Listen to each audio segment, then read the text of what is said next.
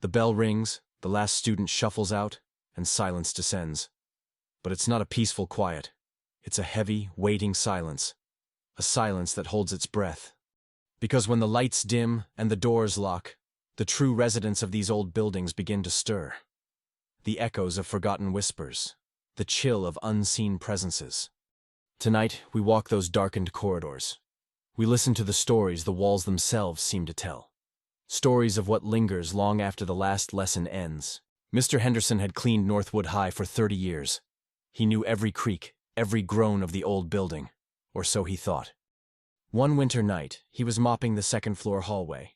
The only sound was the slosh of his bucket and the distant hum of the heating system. Then a faint scratching began. It came from the lockers, a rhythmic scrape, like fingernails dragging across metal. He stopped, listening. It moved slowly, from locker to locker, getting closer. He shone his flashlight, but saw nothing. The scratching continued, now right beside him. He felt a cold breath on his neck, a whisper that wasn't words, just a chilling sigh. He dropped his mop, his heart pounding. He ran, leaving the lights on, leaving the bucket. He never returned to Northwood High. They say the scratching still echoes on quiet nights.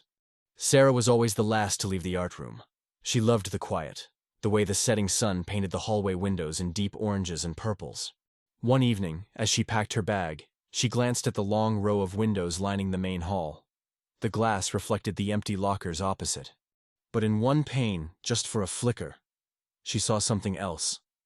A figure, tall and gaunt, standing perfectly still in the reflection.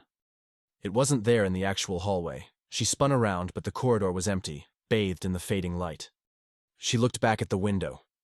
The figure was gone. She dismissed it as a trick of the light, a tired mind playing games. The next evening, it happened again. This time the figure was closer in the reflection, its head tilted, as if watching her. She started leaving earlier. But sometimes, even now, she catches a glimpse of a dark shape in a window just at the edge of her vision. Old Crestwood Academy had a reputation, not just for its academics, but for the strange, faint whispers heard in the West Wing hallway. Students called it the Whispering Hall. It was always colder there, even in summer, and the air felt heavy, like a storm was brewing. The whispers were never clear words, just a jumble of hushed voices, sometimes sounding like children, sometimes like adults. One night, a group of seniors dared each other to spend an hour in the hall after dark.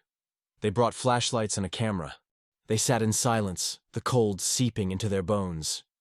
Then, the whispers began, louder than usual, swirling around them.